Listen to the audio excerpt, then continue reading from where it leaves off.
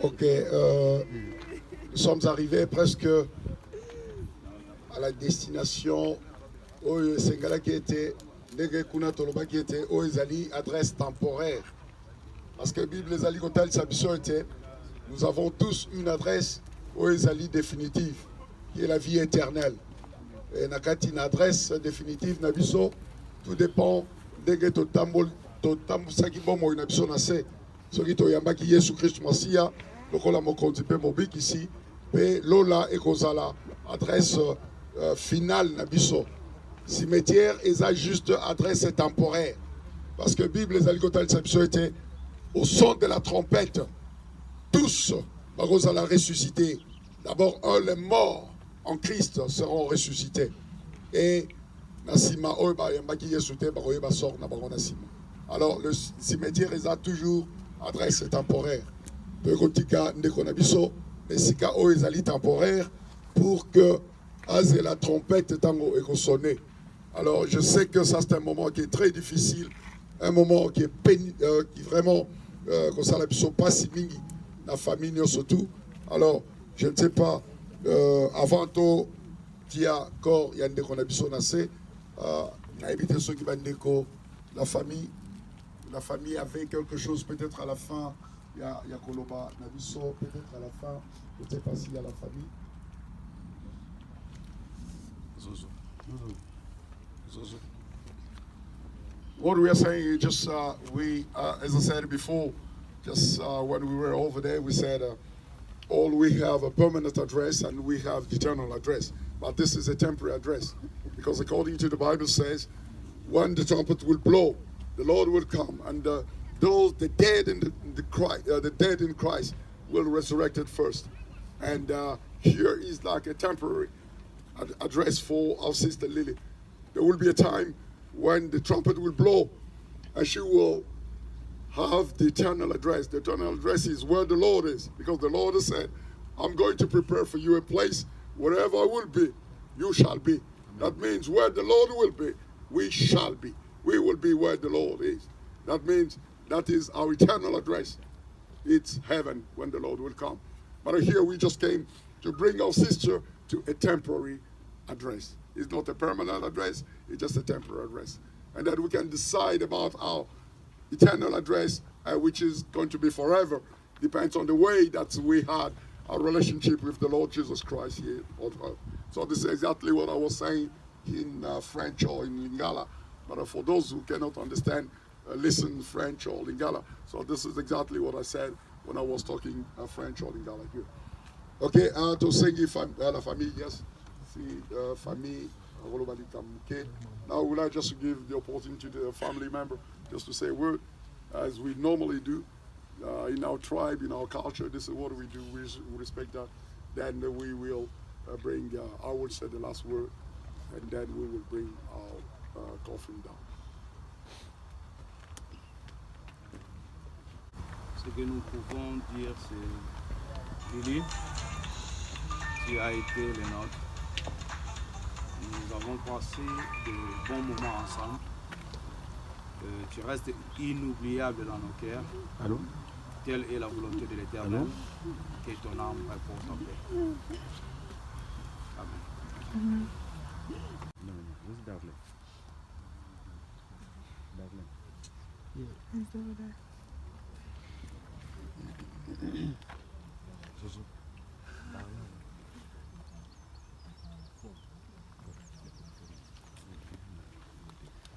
You want to say something?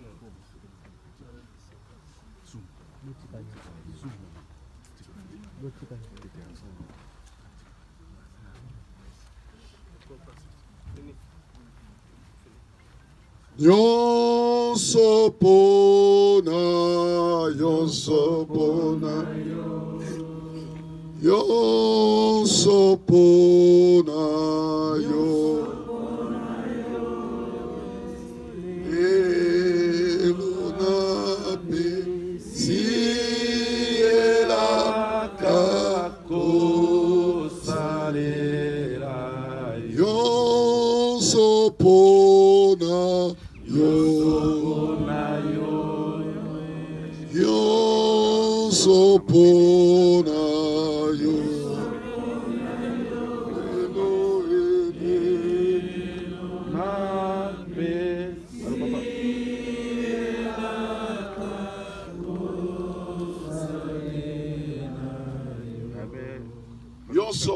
Yo nkolo na biso Yesu Christ Masia. Yo sopona yo. Ça c'est la promesse que tout un chacun a koiko sala. Yo sopona yo parce que lelo avec Lily Ikambo et si Sili pona biso de vivants, de mortels otozali. Et Sili fini.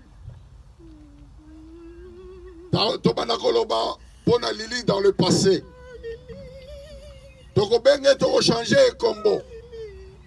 Tokobenge ebembe ou tokende na cimetière ya Lili. Mukolona omonaki ebembe ya Lili. Donc on ajoute autre chose sur le nom de Lili pour dire qu'elle appartient maintenant dans le passé. C'est vrai, tout de suite au Teimingi. Mais nous allons continuer toujours à exhorter les uns les autres. Maintenant, tout un chacun se pose la question, éternité Nayo, comment est-ce que tu vas la passer? Que tu peux chanter aussi ces cantiques, Nyo Sopo Nayo. Je veux que tout mon cœur soit pour toi, Seigneur. Parce qu'un jour, Lelo Oyo est une adresse temporaire. Yalili, yo pe adresse Nayo temporaire ezali. Nga pe adresse temporaire nanga ezali. Liwa ya lili et enseigné ngai et enseigné yo. Liwa Oyo ete ya yo ete ya ngai. Tobosana kaka te tanto okende awa mais ete ya biso nyonso. Na moment oyo tokotika nzoto ya ndeko na biso na se. Et ceux qui ont une fleur, olingi kobwaka fleur. Après ce aussi ici awa, biso nyonso tokozonga na toke na salle. Bato ba witi di blanc, excusez un peu parce qu'il y a eu changement d'adresse auto pesaki to tindaki na ba texto. Oyo pendeko elo alobaki il y a eu changement à salle. Donc biso bato zali awa donc il y a une salle, une nouvelle salle. Oyo contrairement à ce que totindaki ba information. Ma solo msusu mingi tokendo solo lango kuna na salle. Alors pour le moment, Gaëté Nzambe, Alekana Kopambo la biso nyonso. Vraiment que ce moment d'être lobby est enseigné biso. Lelo toza okitsa ndeko na biso lili na se. Toute la communauté et la famille ensemble, tu réfléchir. Ndege Petoya Rosala Libanga, n'est-ce pas? Pierre Tombal, il y a sœur Nabiso Lili. Tu as dit que ça fait une année qu'on a Nabiso Dora à Koufaki, mais jusque-là, la communauté n'a pas pensé, n'a Pierre Tombal n'a été, tu as dit solo la rompe dans la salle. Alors, il y a un attend Oyo, pour le moment, tu as dit Awa. Tu as été tout en chacun, tu prends Rose Moko. Oye Bape, n'est-ce pas? Koye Kotika Yango, na moment Oyo, Tolito Kitisa, Sœur Nabiso, Nakati, Nalibulu. Yeah, we are ready now. If we can just bring it down, please.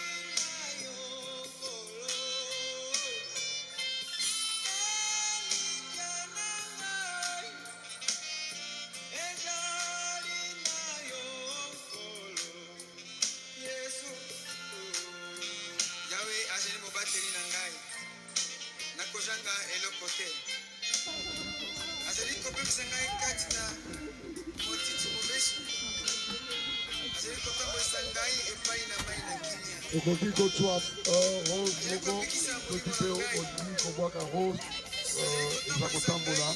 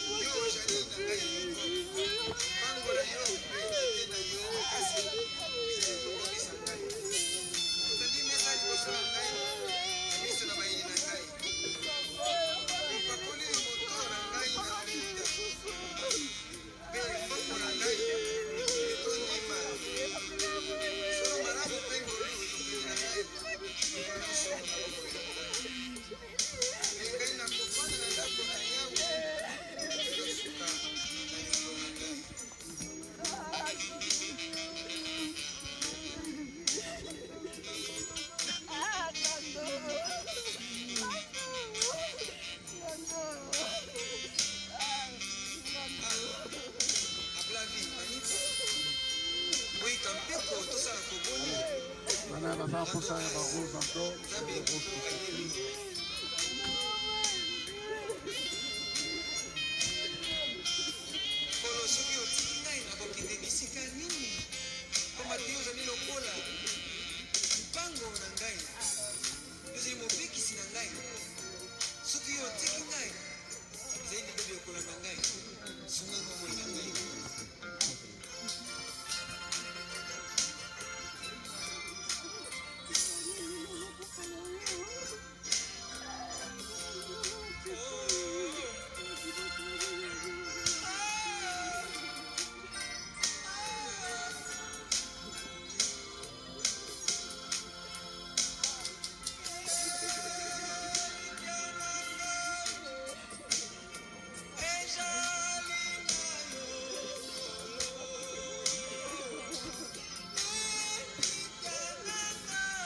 biso nakati na liwa ya ndeko na biso Lili.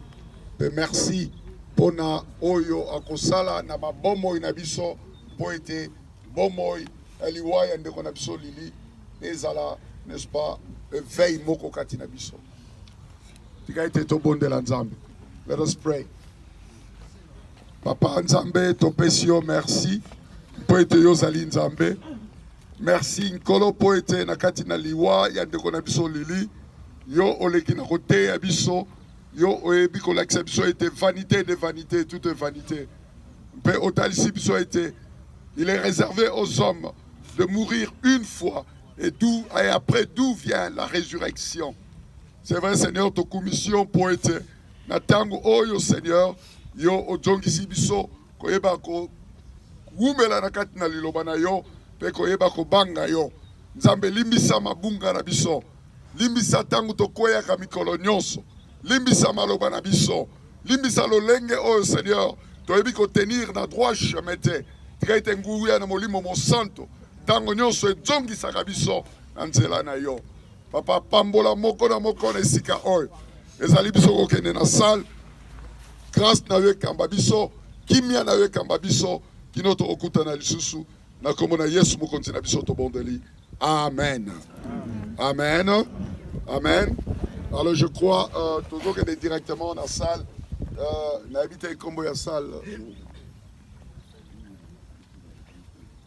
You have the details about where we are going to go now. Yeah, Papa Sam Azali. Papa Sam. Tout d'un coup, remercier Bandeko ya Moulinga avec Nyonso O Basali. Je vous dis que depuis lobby, Biso Batozalaki, depuis lobby, tout le monde a dit que Ndeke Bandeko Moulinga Basali, vraiment ça va très bien. Nous sommes une famille. Chaque fois tout le monde que la famille est Ndeke Tozaliawa. Tous à la malam ou les uns les autres. Tous se créent un problème. Tant que vous avez créé problème dans Moulinga, et ça, Mouto ont créé problème. C'est pourquoi tous à la malam ou les uns les autres. J'étais vraiment très béni, très touché hier. Donc comme il a boutou, tout le monde est bandeko bayambi biso, ndeke bandeko bayambi famille. Vraiment la communauté à Moulinga, baza mingite, baza mouké, ils ne sont même pas plus de 10 ou plus de 20. Mais ce qu'ils ont fait hier, les alliés tout à fait fantastiques. Peut-être comme on a été biso communauté en Irlande, nous allons marquer, n'est-ce pas, la différence. Nous voulons montrer que nous allons famille. Malgré qu'il y a des différences dans le Nabiso, mais faisons toujours un effort. Alors, Moulingar, merci. Si vous êtes dans la salle.